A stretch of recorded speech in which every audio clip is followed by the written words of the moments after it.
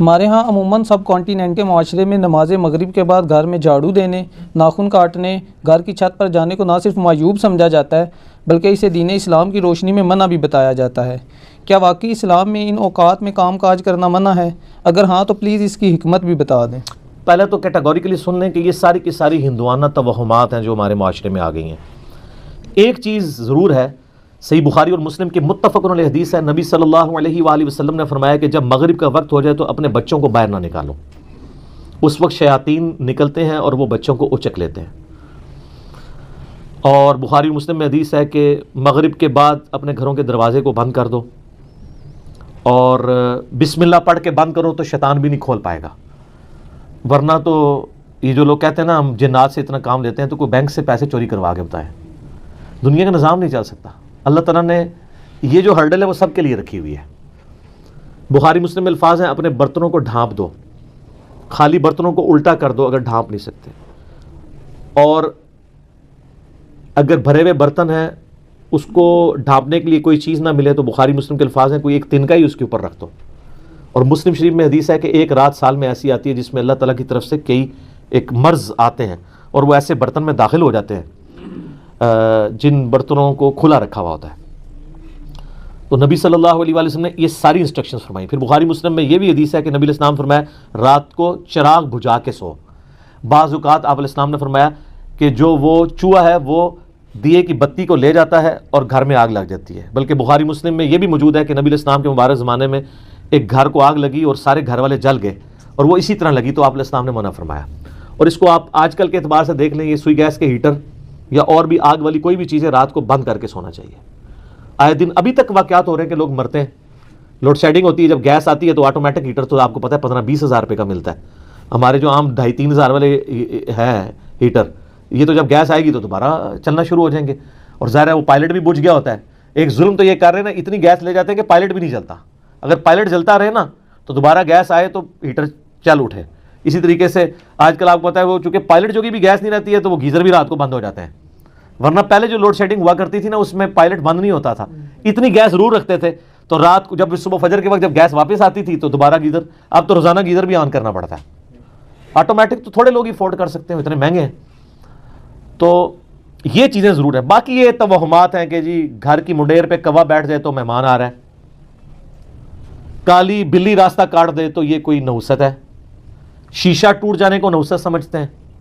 اچھا کہتے ہیں جوتی پہ جوتی چڑھی ہو تو سفر لکھا ہے، تو میں اکثر کہتا ہوں میری جوتی پہ جوتی چڑھا دیں آپ روزانہ کے لیے، میں تو جاتا ہی نہیں ہوں کہیں، اس طرح سفر نہیں ہوتا۔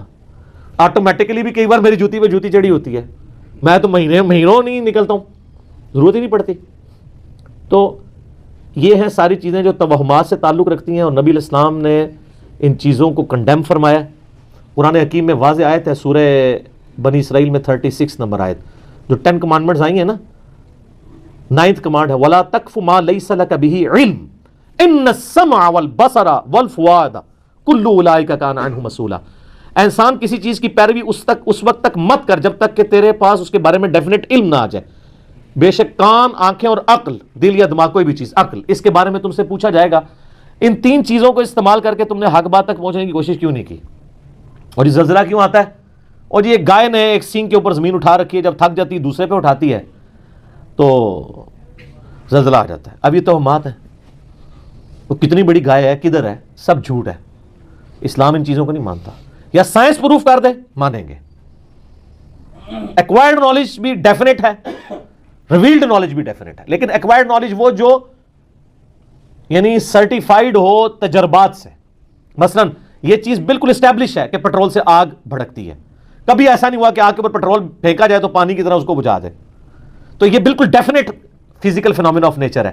یہ قرآن و سنت کی اتنا حجت ہے، اتنا حجت ہے کہ آپ دیکھیں حضرت ابراہیم علیہ السلام نے نمرود کو جس دلیل پہ خاموش کروایا تھا وہ ہے ہی یہی تھی کہ میرا رب وہ ہے جو مشرق سے سورج نکالتا ہے، اگر تو رب ہے تو مغرب سے نکال کے بتا، تو ہکا بکا رہ گیا تھا کافر۔ اب یہ سائنٹیفک ایک فینومینا تھا جو حضرت ابراہیم علیہ السلام نے سامنے پیش کیا۔ اللہ تعالیٰ کے جو یہ فزیکل فینومینا ہیں اتنے محکم ہیں کہ کبھی کبھار ہی ٹوٹتے ہیں۔ آگ ایک ہی دفعہ ٹھنڈی ہوئی ہے ابراہیم علیہ السلام کے لیے، روز روز تو نہیں ہوتی۔ کعبے کو بھی اللہ تعالیٰ نے ابرا کے لشکر سے ایک ہی دفعہ بچایا ہے، اس کے بعد تو یزید کے دور میں خانہ کعبہ کے اوپر چڑھائی ہوئی ہے اور غلاف کعبہ کا کچھ حصہ جل گیا. اس کے بعد پھر حجاج بن یوسف کی چڑھائی کے دوران خانہ کعبہ کی دیواریں منہدم ہو گئیں, کچھ نہیں ہوا. واقعہ حرہ میں مدینہ شریف کی حرمت پر مال ہوئی. دنیا بقدر ایفرٹ ہے.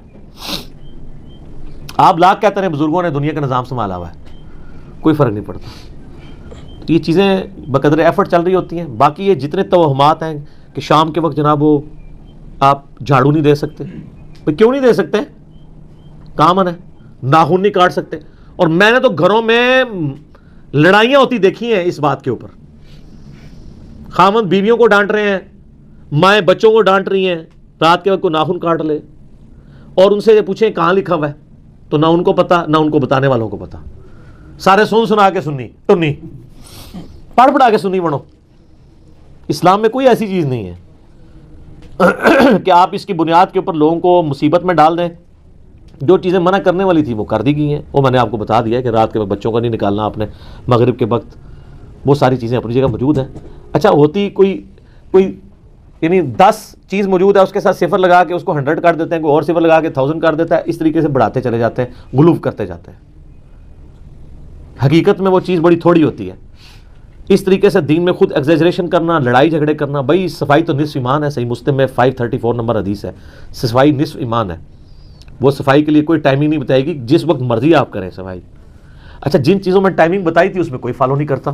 سورہ نور اٹھا کے دیکھیں, اللہ تعالیٰ نے 3 اوقات میں کسی کے گھر جانے سے منع فرمایا. ارلی ان دا مارننگ, دوپہر کے وقت, اور رات کے وقت. تو مجھے تو بڑا غصہ آتا ہے ایسے لوگوں پہ جو عشاء کے بعد جو ہے وہ مہمان بن کے تو منہ اٹھا کے آ جاتے ہیں. تو میں تو بالکل اسٹریٹ فارورڈ ہوں. میں دروازے پہ آ کہتا ہوں نہیں میرا ٹائم نہیں جی, انشاءاللہ پھر ملیں گے. اس کو لوگ بد اخلاقی سمجھتے ہیں, حالانکہ یہ عین اخلاق ہے, میرا حق ہے. مس بیل نے بار بار دینا ایک بہت ہے. مجھے ضرورت ہوگی میں دوبارہ کال کر لوں گا, اگر نہیں کرنی 50 کے بعد بھی نہیں کروں گا. آپ کو کسی نے حق نہیں دیا کہ آپ میری زندگی میں انٹرفیئر کریں. بخاری مسلم میں حدیث ہے, نبی علیہ السلام فرمایا اگر کوئی کسی کے گھر میں جھانک رہے نا اور وہ آگے سے نیزہ مار کے اس کی آنکھ بھی نکال دینا, اس پہ کوئی قدغن نہیں ہے. آپ اسے بد اخلاقی سمجھیں گے کہ یار وہ جھانکنے سے کیا ہو گیا تھا, آنکھ نکال دی. بھائی اسلام تو یہی کہتا ہے, سختی ہے. خود نبی علیہ السلام نے ایک صحابی کو یہ کہہ دیا تھا کہ اگر میں جان رہا ہوتا تو میں تیرے ساتھ کر دیتا. حتیٰ کہ بخاری مسلم یہ بھی حدیث ہے کہ دروازہ کھٹکھٹاؤ, دستک دو, جواب آ جائے تو ٹھیک 3 دفعہ, ورنہ واپس چلے جاؤ. اس بات کا برا بھی نہ مانو. یہ کیوں ہے؟ وہ اگلے کی مرضی نہیں ہے, نہیں ملنا چاہتا آپ سے, کیوں آپ اس کو مجبور کر رہے ہیں؟ تو یہ سب کی سب چیزیں ہمارے معاشرے میں توہمات چل رہی ہیں. انہی میں سے یہ بھی ہے. اسلام یا ایکوائرڈ نالج کو مانتا ہے یا ریویلڈ نالج کو. سر پھر گورے کو اسلام ہے نا. گورے کو آپ کہہ دینا کالی بلی آگے سے راستہ کاٹ دے تو نحوست ہے, وہ مانے گا؟ ایمانداری سے مجھے بتائیں, نان سینس کیا بات کر رہا, نہیں مانے گا. آپ کے اعتقادات جو ہیں وہ گوروں سے بھی گئے گزرے ہیں.